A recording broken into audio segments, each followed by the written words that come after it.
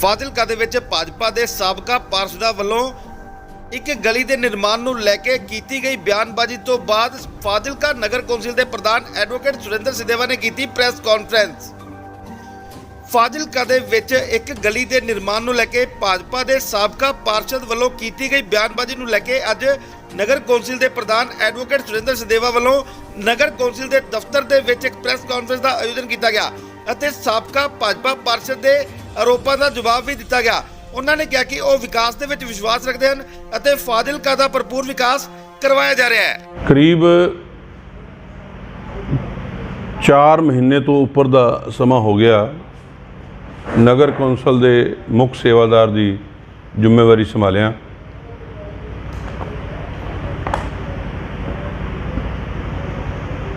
ਮੇਰੀ ਕੋਸ਼ਿਸ਼ ਰਹੀ ਹੈ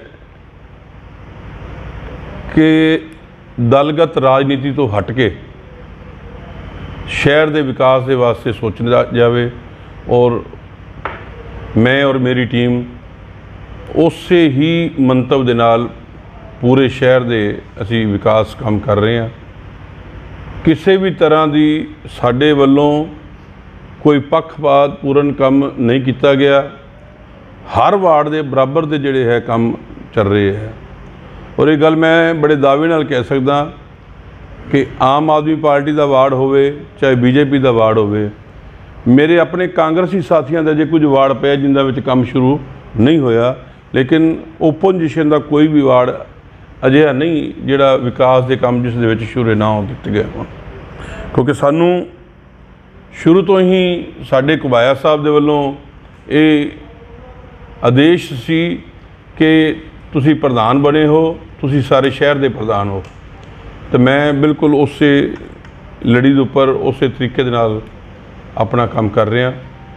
ਉਸ ਦੇ ਵਿੱਚ ਮੈਨੂੰ ਮੇਰੇ ਪਾਰਸ਼ਦ ਸਾਥੀਆਂ ਦਾ, ਨਗਰ ਕੌਂਸਲ ਦੇ ਸਮੁੱਚੇ ਸਟਾਫ ਦਾ ਪੂਰਾ ਸਹਿਯੋਗ ਮਿਲਿਆ।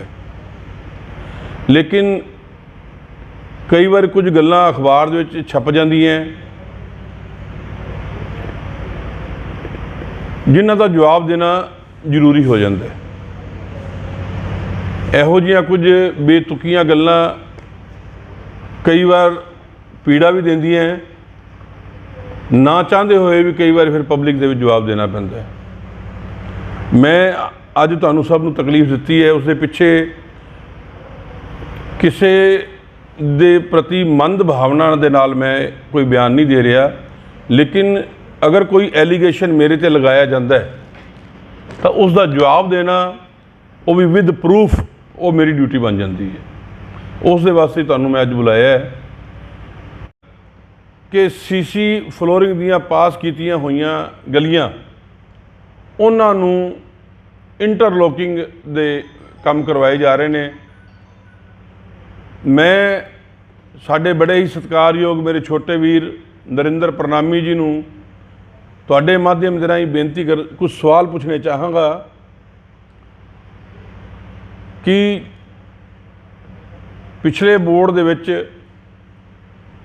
ਜਦੋਂ ਰਾਕੇਸ਼ ਕੁਮਾਰ ਜੀ ਧੂੜੀਆ ਪ੍ਰਧਾਨ ਸੀ, ਉਹ ਪਾਰਸ਼ਦ ਸੀ ਔਰ ਉਹਨਾਂ ਦੀ ਇਹ ਡਿਊਟੀ ਬਣਦੀ ਸੀ ਕਿ ਆਪਣੇ ਵਿਕਾਸ ਦੇ ਜਿਹੜੇ ਵਾਰਡ ਦੇ ਕੰਮ ਨੇ ਉਹ ਉਹਨਾਂ ਨੂੰ ਕਰਾਉਣੇ ਚਾਹੀਦੇ ਸੀ। 2019 ਦਾ ਮਤਾ ਪਾਸ ਹੋਇਆ, ਮੈਨੂੰ ਤਾਂ ਸਿਰਫ 4 ਮਹੀਨੇ ਪਹਿਲੇ ਮਿਲਿਆ। ਮੈਂ ਉਹਨਾਂ ਨੂੰ ਸਵਾਲ ਪੁੱਛਣਾ ਚਾਹਨਾ ਵੀ ਜੇ ਸੀਸੀ ਫਲੋਰਿੰਗ ਦਾ ਮਤਾ ਪਾਸ ਹੋਇਆ ਸੀ ਤੇ ਤੁਸੀਂ ਆਦੀ ਹੀ ਗਲੀ ਨਹੀਂ ਬਣਵਾ ਸਕੇ ਤੇ ਤੁਸੀਂ ਬਾਕੀ ਵਾਰਡ ਵਾਲਿਆਂ ਦੇ ਕੰਮ ਕੀ ਕਰਾਏ ਹੋਣਗੇ? ਮੇਰੀ ਸਮਝ ਤੋਂ ਬਾਹਰ ਹੈ। ਇੱਕ ਪਾਰਸ਼ਦ ਹੋਵੇ, ਭਾਜਪਾ ਦਾ ਸਰਕਟ ਲੀਡਰ ਹੋਵੇ, ਉਹ ਆਦੀ ਗਲੀ ਹੀ ਨਹੀਂ ਬਣਵਾ ਸਕਿਆ, ਇਹਦਾ ਮਤਲਬ ਉਹਨੇ ਵਿਕਾਸ ਦੇ ਕੰਮਾਂ ਦੇ ਵਿੱਚ ਕੋਈ ਇੰਟਰਸਟ ਨਹੀਂ ਲਿਆ। ਅੱਜ ਸਿਰਫ ਇੱਕ ਬਹਾਨੇਬਾਜ਼ੀ ਹੈ। ਕਾਂਗਰਸ ਜੇਕਰ ਕੰਮ ਕਰਨਾ ਚਾਹੁੰਦੀ ਹੈ ਤਾਂ ਉਸ ਕੰਮ ਨੂੰ ਇਸ ਕਰਕੇ ਰੋਕਿਆ ਜਾ ਰਿਹਾ ਹੈ ਕਿ ਮੈਂ ਨਹੀਂ ਕਰਵਾ ਸਕਿਆ। ਅਗਰ ਮੇਰੇ ਵਾਰਡ ਦੇ ਵਿੱਚ ਅੱਜ ਕਾਂਗਰਸ ਨੇ ਕੰਮ ਕਰਵਾ ਦਿੱਤਾ ਤੇ ਮੇਰੀ ਹੋਰ ਹੇਠੀ ਹੋਵੇਗੀ। ਸਿਰਫ ਔਰ ਸਿਰਫ ਇੱਕੋ ਹੀ ਕਾਰਨ ਹੈ, ਹੋਰ ਕੋਈ ਕਾਰਨ ਨਹੀਂ ਹੈ। ਮੇਰੇ ਕੋਲ ਸਬੂਤ ਹੈ ਇਸ ਗੱਲ ਦੇ। ਮੈਂ ਇੱਕ ਪੱਤਰ ਨੰਬਰ 1511 30/9/2019 ਜਦੋਂ ਭਾਜਪਾ ਦਾ ਬੋਰਡ ਸੀ ਔਰ ਉਸ ਦੇ ਵਿੱਚ ਮੈਂ ਆ ਲੈਟਰ ਤੁਹਾਡੇ ਪੇਸ਼ ਕਰਦਾ।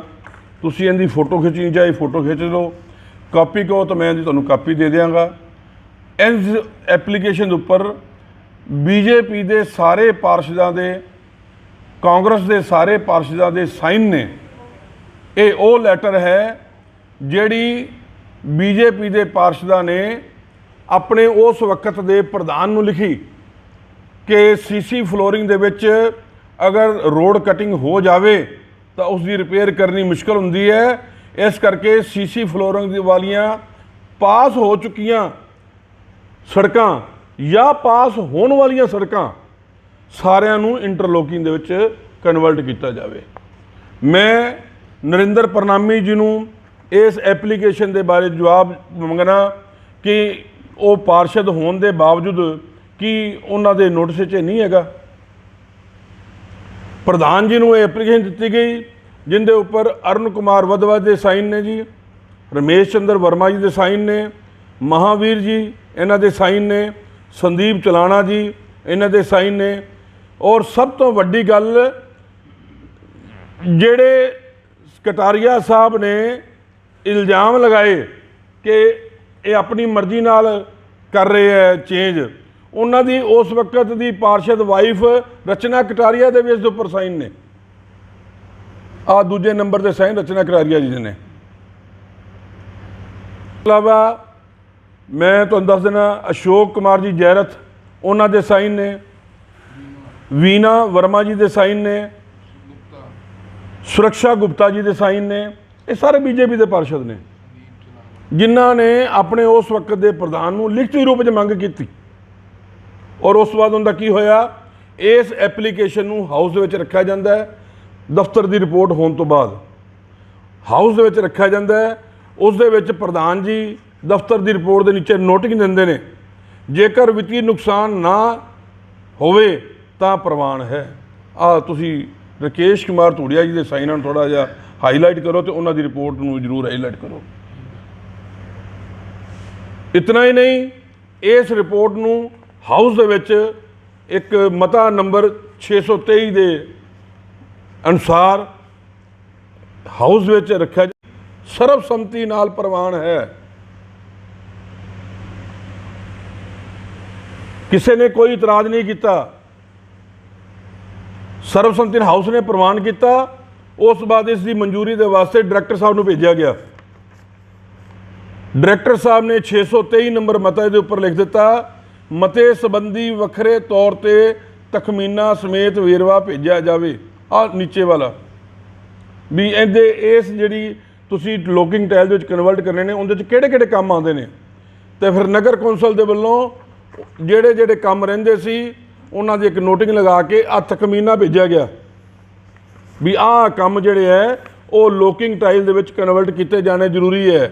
ਔਰ ਮੈਨੂੰ ਇਹ ਦੱਸਣ ਦੇ ਵਿੱਚ ਕੋਈ ਗੁਰੇਜ਼ ਨਹੀਂ, ਸੈਕਿੰਡ ਪੇਜ ਦੇ ਬਿਲਕੁਲ ਟੌਪ ਤੇ ਗਲੀ ਮੱਲ ਸਿੰਘ ਤੇ ਗਲੀ ਜੁਨੇਜਾ, ਜਿੰਦੀ ਕੱਲ ਨਰਿੰਦਰ ਪ੍ਰਣਾਮੀ ਜੀ ਨੇ ਬੜਾ ਬਖੇੜਾ ਖੜਾ ਕੀਤਾ ਸ਼ਹਿਰ ਦੇ ਵਿੱਚ, ਉਹਨਾਂ ਦੀ ਗਲੀ ਵੀ ਡਾਇਰੈਕਟਰ ਸਾਹਿਬ ਦੇ ਵੱਲੋਂ ਇਹ ਤਖਮੀਨਾ ਭੇਜਣ ਤੋਂ ਬਾਅਦ ਸਾਨੂੰ ਜਿਹੜੀ ਹੈ ਆ ਪ੍ਰਵਾਨਗੀ ਉੱਥੋਂ ਡਾਇਰੈਕਟਰ ਸਾਹਿਬ ਦਫ਼ਤਰ ਤੋਂ ਮਿਲੀ ਹੈ।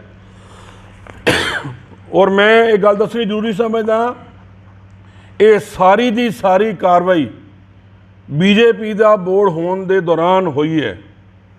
ਔਰ ਇੱਕ ਗੱਲ ਹੋਰ ਦੱਸ ਦੇਵਾਂ, ਜਦੋਂ 623 ਨੰਬਰ ਮਤਾ ਪਾਸ ਹੋਇਆ ਉਸ ਦੇ ਵਿੱਚੋਂ ਉਸ ਵਕਤ 23 ਮੈਂਬਰਾਂ ਦੇ ਵਿੱਚੋਂ 21 ਮੈਂਬਰ ਹਾਜ਼ਰ ਸੀ। ਰਕੇਸ਼ ਧੂੜੀਆ ਜੀ, ਅਨਿਲ ਕੁਮਾਰ ਜੀ, ਅਸ਼ੋਕ ਕੁਮਾਰ ਜੀ, ਰਮੇਸ਼ ਵਰਮਾ ਜੀ, ਅਰੁਣ ਜੀ, ਬਿਮਲਾ ਰਾਣੀ ਜੀ, ਦੇਵਰਾਜ ਮੋਂਗਾ, ਸੁਮਨ ਜਾਮ, ਰਚਨਾ ਕਟਾਰੀਆ, ਅੰਜੂ ਰਾਣੀ, ਇਹਨਾਂ ਦੀ ਹਾਜ਼ਰੀ ਦੇ ਵਿੱਚ 623 ਨੰਬਰ ਮਤਾ ਪਾਸ ਹੋਇਆ ਔਰ ਕਿਸੇ ਨੇ ਵੀ ਇਤਰਾਜ਼ ਨਹੀਂ ਕੀਤਾ। ਇੱਥੋਂ ਗੱਲ ਕਲੀਅਰ ਹੋ ਗਈ ਵੀ ਤੁਹਾਡੇ ਕੀਤੇ ਕੰਮ, ਛੱਡੇ ਹੋਏ ਕੰਮ ਨੂੰ, ਜਿਹੜੀਆਂ ਤੁਹਾਡੀਆਂ ਲਾਪਰਵਾਹੀਆਂ ਕਰਕੇ, ਤੁਹਾਡੀਆਂ ਨਲਾਇਕੀਆਂ ਕਰਕੇ, ਤੁਹਾਡੀ ਗਰੁੱਪਬਾਜ਼ੀ ਕਰਕੇ ਤੁਸੀਂ ਨਹੀਂ ਕਰ ਸਕੇ। ਅੱਜ ਅਸੀਂ ਜਨਤਾ ਨੂੰ ਸਹੂਲਤ ਦੇਣ ਦੀ ਕੋਸ਼ਿਸ਼ ਕਰ ਰਹੇ ਹਾਂ ਔਰ ਤੁਸੀਂ ਲੋਕ ਉਸ ਦੇ ਵਿੱਚ ਅੜਚਨਾ ਪੈਦਾ ਕਰ ਰਹੇ ਹੋ। ਇਹ ਜਿਹੜਾ ਗਲੀ ਹੈ ਇਸ ਵਕਤ ਸਾਡੇ ਵਾਰਡ ਨੰਬਰ 24 ਦੇ ਵਿੱਚ ਆਉਂਦੀ ਹੈ ਔਰ ਸਾਡੇ ਵਾਰਡ ਨੰਬਰ 24 ਦੇ ਜਿਹੜੇ ਪਾਰਸ਼ਦ ਹੈ ਉਹ ਗੋਲਡੀ ਸਚਦੇਵਾ ਜੀ ਵੀ, ਉਹ ਵੀ ਸਾਡੇ ਕੋਲ ਅੱਜ ਹਾਜ਼ਰ ਨੇ। ਇਹ ਦਿਨ ਰਾਤ ਮਿਹਨਤ ਕਰ ਰਹੇ ਨੇ ਵਾਰਡ ਦੇ ਵਿੱਚ। ਇੱਕ ਗੱਲ ਮੈਂ ਦੱਸਣੀ ਜ਼ਰੂਰੀ ਸਮਝਾਂਗਾ, ਅੱਜ ਤੋਂ ਕਰੀਬ 4-5 ਮਹੀਨੇ ਹੋ ਗਏ ਜੀ, 4 ਮਹੀਨੇ ਪਹਿਲਾਂ ਦੁਪਹਿਰ ਨੂੰ 2 ਵਜੇ ਠੇਕੇਦਾਰ ਹੈ ਕਾਸੂ ਬੇਗੂ ਸੁਸਾਇਟੀ ਫਿਰੋਜ਼ਪੁਰ ਤੋਂ, ਉਹਨੂੰ ਸਪੈਸ਼ਲ ਬੁਲਾ ਕੇ ਅਸੀਂ ਗਲੀ ਦੇ ਵਿੱਚ ਗਏ, ਗਲੀ ਦਾ ਮੁਆਇਨਾ ਕੀਤਾ। 2 ਘੰਟੇ ਗਲੀ ਦੇ ਵਿੱਚ ਲਗਾ ਕੇ ਉਹ ਠੇਕੇਦਾਰ ਨੇ ਆਪਣਾ ਸਮਾਨ ਲਿਆ ਕੇ ਰੱਖ ਦਿੱਤਾ, ਲੇਕਿਨ ਗਲੀ ਵਾਲੇ ਇੱਕ ਮਤ ਨਹੀਂ ਹੋਏ ਤੇ, ਕਿਉਂਕਿ ਨਰਿੰਦਰ ਪ੍ਰਣਾਮੀ ਨਹੀਂ ਚਾਹੁੰਦਾ ਕਿ ਇਹ ਗਲੀ ਬਣੇ। ਅਗਰ ਗਲੀ ਬਣਦੀ ਹੈ ਤਾਂ ਨਰਿੰਦਰ ਪ੍ਰਣਾਮੀ ਦੀ ਜਿਹੜੀ ਅੱਗੇ ਬਦਨਾਮੀ ਹੋ ਚੁੱਕੀ ਹੈ ਉਹ ਜ਼ਿਆਦਾ ਹੋਵੇਗੀ ਵੀ ਤੂੰ ਤਾਂ ਦੀ ਗਲੀ ਨਹੀਂ ਬਣਵਾ ਸਕਿਆ, ਕਾਂਗਰਸ ਨੇ ਤੇਰੀ ਗਲੀ ਬਣਵਾ ਦਿੱਤੀ। ਇਸ ਕਰਕੇ ਨਰਿੰਦਰ ਪ੍ਰਣਾਮੀ ਜੀ ਬਿਨਾਂ ਵਜ੍ਹਾ ਬਿਨਾਂ ਕਾਰਨ ਲੋਕਾਂ ਨੂੰ ਗੁੰਮਰਾਹ ਕਰ ਰਹੇ ਹੈ, ਲੋਕਾਂ ਨੂੰ ਝੂਠ ਬੋਲ ਰਹੇ ਹੈ। ਔਰ ਮੈਂ ਚਾਹਾਂਗਾ ਉਹ ਇਸ ਗੱਲ ਦਾ ਜਵਾਬ ਦੇਣ ਕਿ ਕੀ ਉਹਨਾਂ ਨੂੰ ਇਸ ਮਤੇ ਬਾਰੇ ਕੋਈ ਜਾਣਕਾਰੀ ਨਹੀਂ, ਕੀ ਉਦੋਂ ਹਾਊਸ ਦੇ ਮੈਂਬਰ ਨਹੀਂ ਸੀ, ਕੀ ਉਹਨਾਂ ਨੇ ਜਿਹੜੀ ਮੈਂਬਰਾਂ ਨੇ ਪ੍ਰਧਾਨ ਜੀ ਨੂੰ ਚਿੱਠੀ ਲਿਖ ਕੇ ਦਿੱਤੀ, ਇਹਦੇ ਪ੍ਰਤੀ ਕੋਈ ਇਤਰਾਜ਼ ਲਿਖ ਕੇ ਦਿੱਤਾ ਕਦੇ ਵੀ ਇਹ ਨਹੀਂ ਹੋਣਾ ਚਾਹੀਦਾ? ਤੇ ਉਹ ਜੇ ਉਦੋਂ ਇਤਰਾਜ਼ ਨਹੀਂ ਕੀਤਾ ਤੇ ਉਹ ਅੱਜ ਕਿਉਂ ਇਤਰਾਜ਼ ਕਰ ਰਹੇ ਹੈ, ਇਸ ਦਾ ਜਵਾਬ ਨਰਿੰਦਰ ਪ੍ਰਣਾਮੀ ਜੀ ਖੁਦ ਦੇ। ਆ ਜਿਹੜੀ ਸਮੱਸਿਆ ਆ ਰਹੀ ਹੈ ਵਾਰਡ ਵਾਸੀਆਂ ਨੂੰ, ਕੀ ਕਹੋਗੇ ਇਸ ਨੂੰ ਲੈ ਕੇ? ਅਸੀਂ ਇਹਨੂੰ ਸਮੱਸਿਆ ਨਹੀਂ ਕਹਾਂਗੇ, ਸਮੱਸਿਆ ਜਿਹੜੀ ਕਿ ਵਿਅਕਤੀ ਦੀ ਵਿਸ਼ੇਸ਼ ਦੁਆਰਾ ਹੀ ਕ੍ਰੀਏਟ ਕੀਤੀ ਗਈ ਹੈ, ਕਿਉਂਕਿ ਉਸ ਗਲੀ 'ਚੋਂ ਐਮਸੀ ਖੁਦ ਹੋਣ ਕਾਰਨ ਜੇ ਅਸੀਂ ਤਾਂ ਗਲੀ ਵਾਸੀ ਇਹਨੂੰ ਕਹਿੰਦੇ ਹਾਂ ਤੁਸੀਂ ਉਹਨੂੰ ਇੱਕ ਸਵਾਲ ਪੁੱਛੋ, ਅਸੀਂ ਵੀ ਪੁੱਛਦੇ ਹਾਂ ਪੀਂਗੇ ਕਾਂਗਰਸ ਹੋਣ ਕਾਰਨ ਜੇ 5 ਸਾਲ ਜਨਤਾ ਨੂੰ ਦਿੱਤੇ ਸੀ, 5 ਸਾਲਾਂ ਦੇ ਵਿੱਚ ਉਹਨਾਂ ਨੇ ਆਦੀ ਗਲੀ ਕਿਉਂ ਨਹੀਂ ਬਣਾਈ? ਜੇ ਵਿਕਾਸ ਕਾਰਜ ਕਰਨਾ ਹੀ ਚਾਹੁੰਦੇ ਸੀ ਤਾਂ ਆਦੀ ਗਲੀ ਦਾ ਵਿਕਾਸ ਕਿਉਂ ਨਹੀਂ ਹੋਇਆ? ਅੱਜ ਜੇ ਗਲੀ ਕਾਂਗਰਸ ਬਣਾਉਣਾ ਚਾਹੁੰਦੀ ਹੈ ਤੁਸੀਂ ਉਹਦੇ ਵਿੱਚ ਰੋਕ ਰਹੇ ਹੋ, ਉਹਦੇ ਵਿੱਚ ਹੀ ਪ੍ਰਧਾਨ ਤੇ ਕਦੇ ਐਮਐਲਏ ਦੇ ਉੱਪਰ ਬਲੇਮ ਲਾ ਕੇ ਗਲੀ ਦਾ ਵਿਕਾਸ ਕਰਵਾ ਰਹੇ ਹੋ। ਸਾਡਾ ਕੁਛ ਨਹੀਂ ਉਹਦੇ ਜਾ ਰਿਹਾ, ਗਲੀ ਨੂੰ ਖਰਾਬ ਕਰ ਰਹੇ ਹੋ।